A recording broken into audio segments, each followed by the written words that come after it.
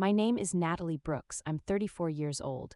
Have you ever found out you weren't invited to your own family's biggest celebration while the entire internet was watching it happen?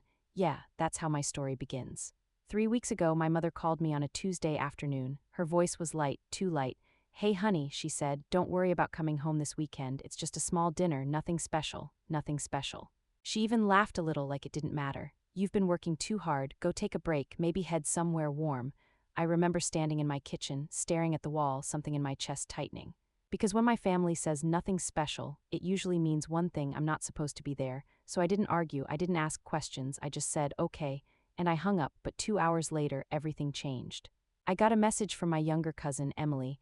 "Wait, you're not coming?" I frowned. "Coming to what?" There was a pause, then she sent me a screenshot, a gold and white invitation. Elegant, expensive, loud. "Mr. and Mrs. Daniel Brooks request the honor of your presence at the engagement celebration of Ryan Brooks and Claire Bennett. My brother, my parents, a rooftop venue in downtown Chicago, over 300 guests, live band. Formal dress code, full weekend event, and at the bottom a date. This Saturday." My stomach dropped. I read it again and again. Small dinner, nothing special. I sat down slowly. Because in that moment, something inside me finally snapped into place. This wasn't a misunderstanding. This was intentional. And the worst part, this wasn't new. Before I continue, let me ask you something.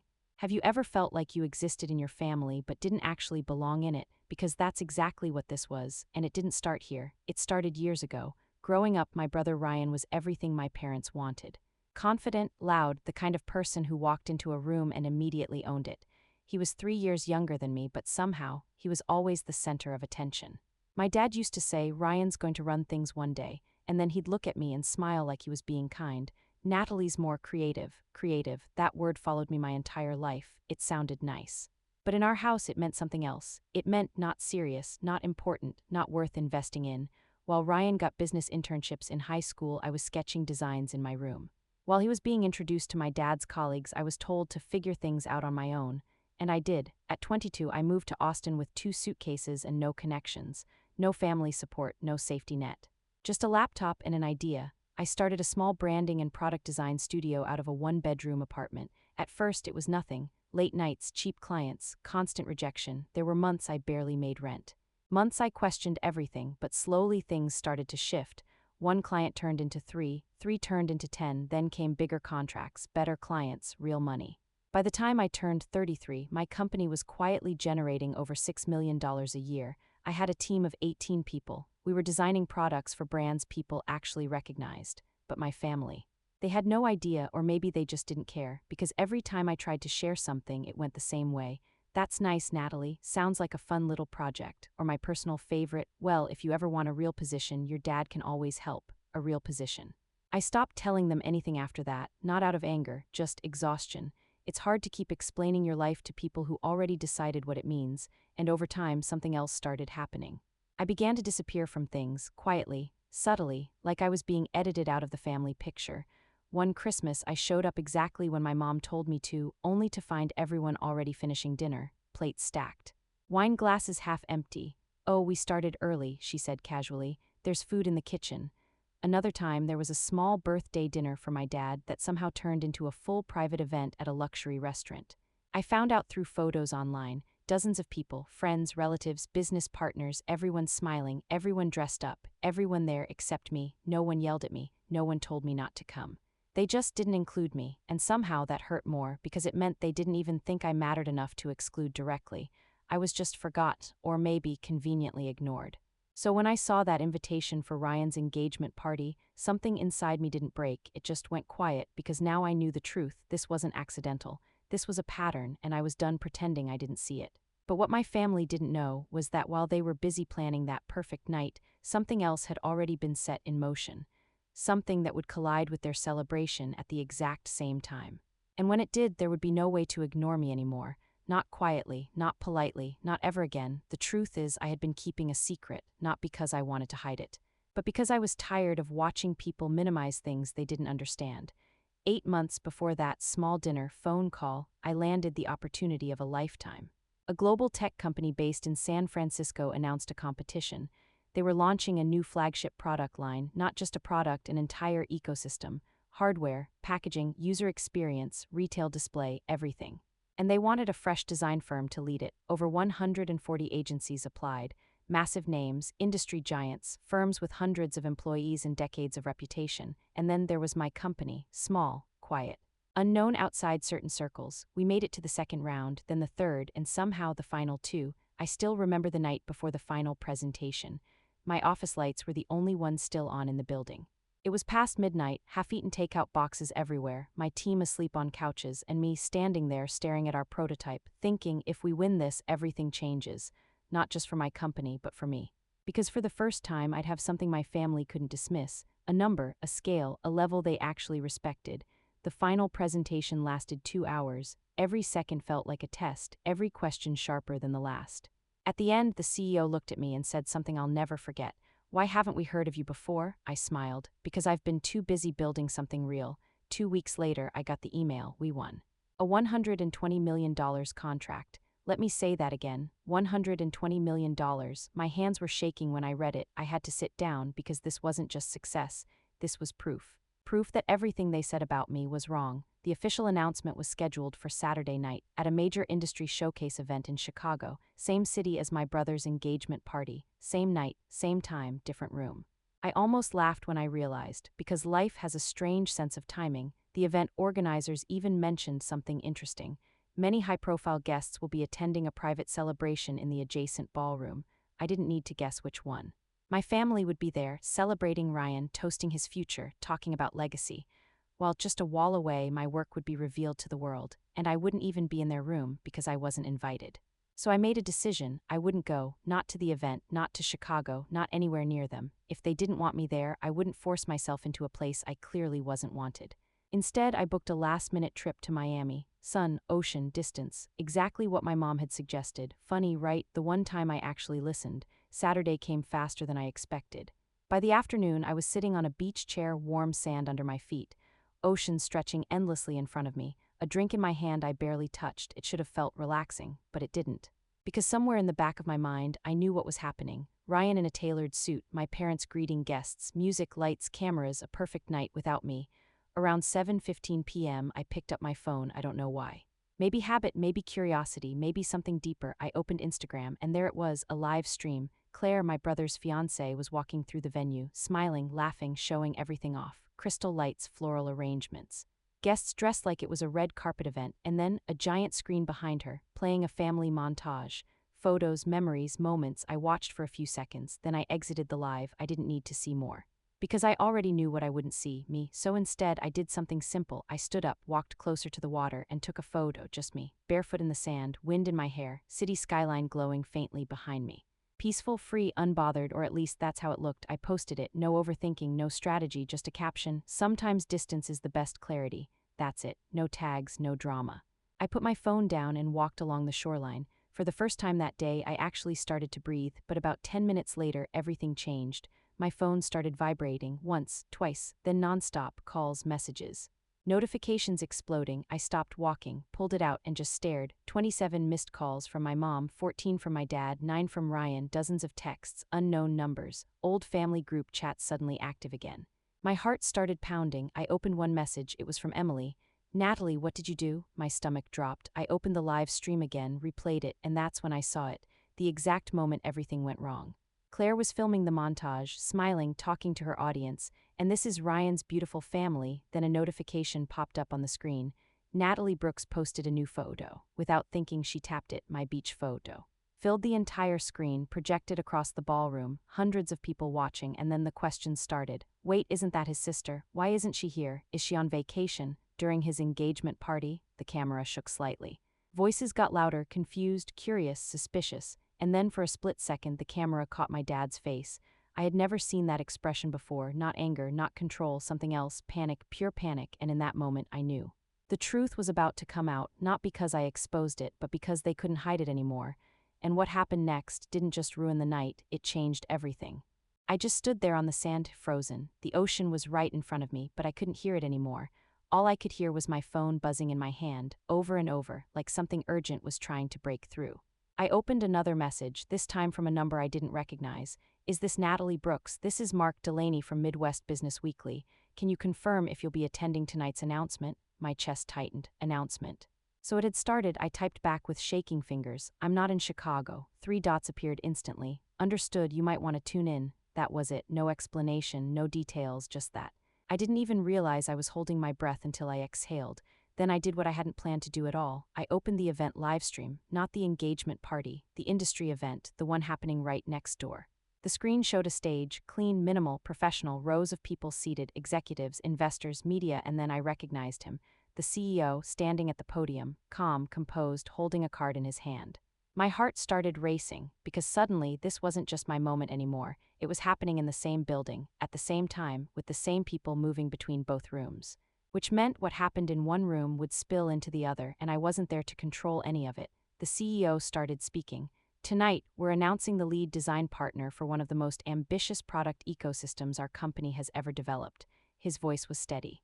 Confident, this project represents a $120 million investment in the future of consumer experience.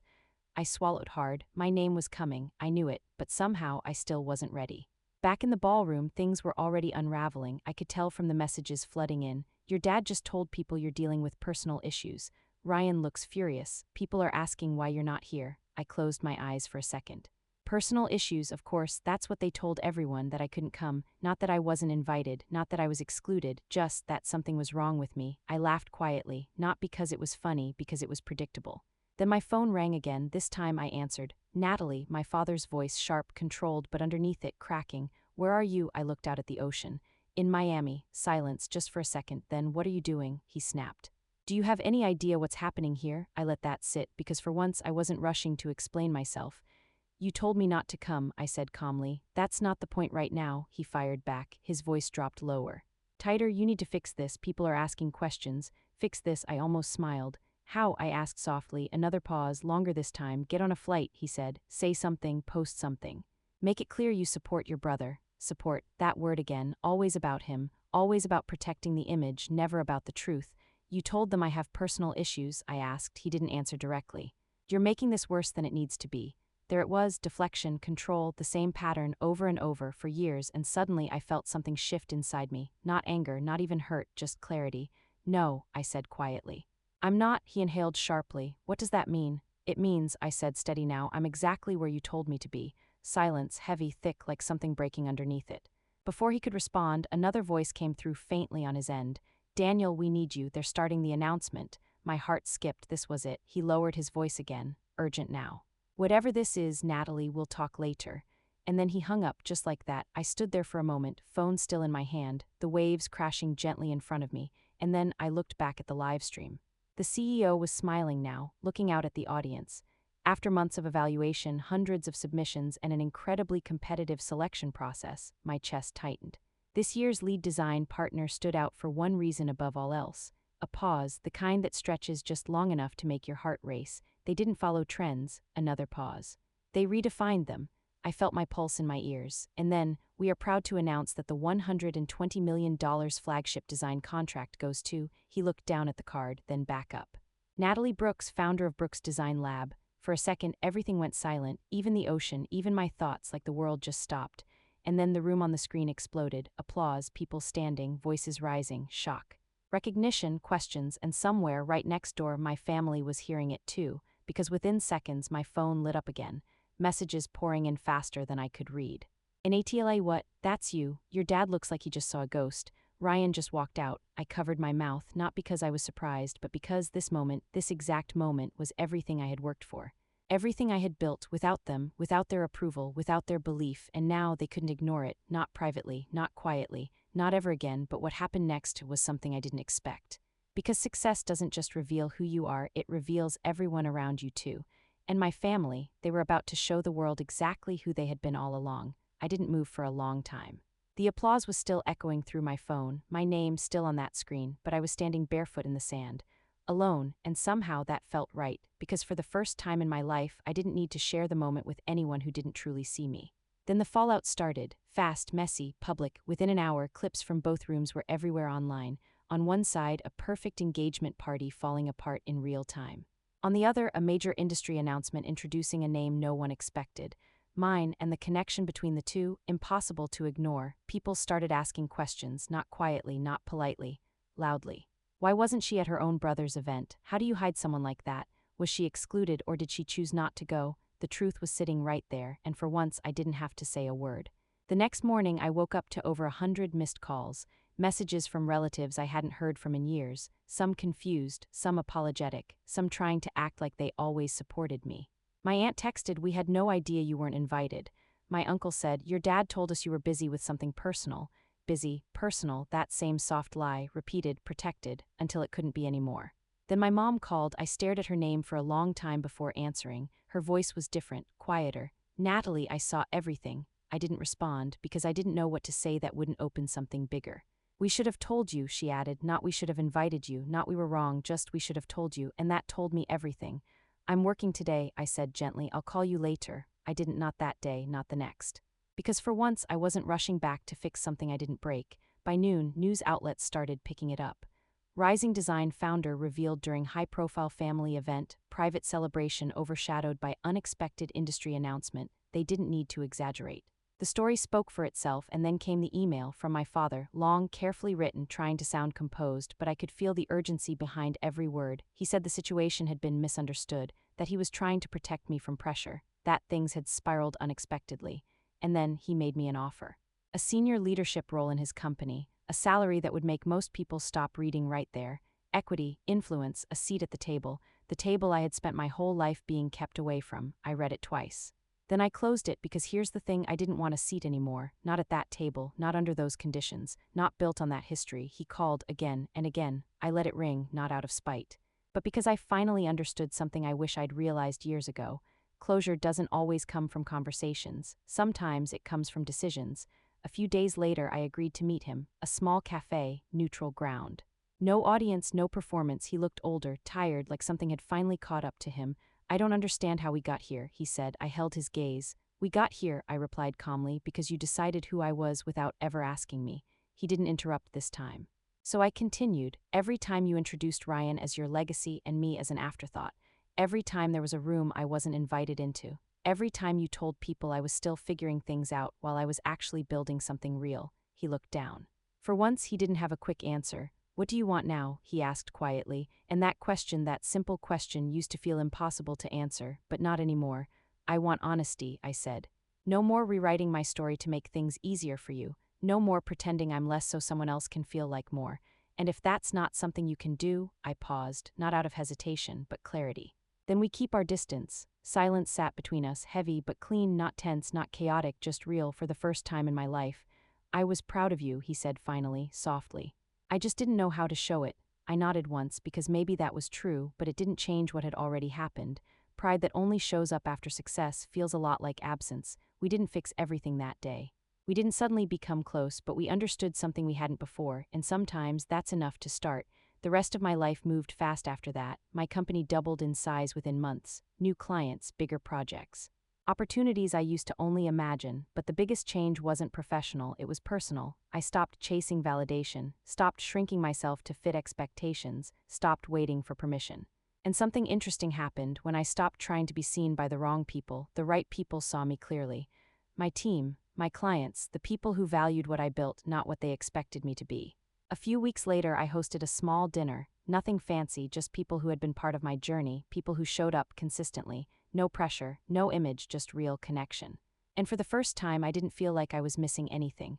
My mom came, quietly. She hugged me longer than usual, didn't say much, but sometimes effort speaks louder than words. "My brother, we haven't really talked, not properly.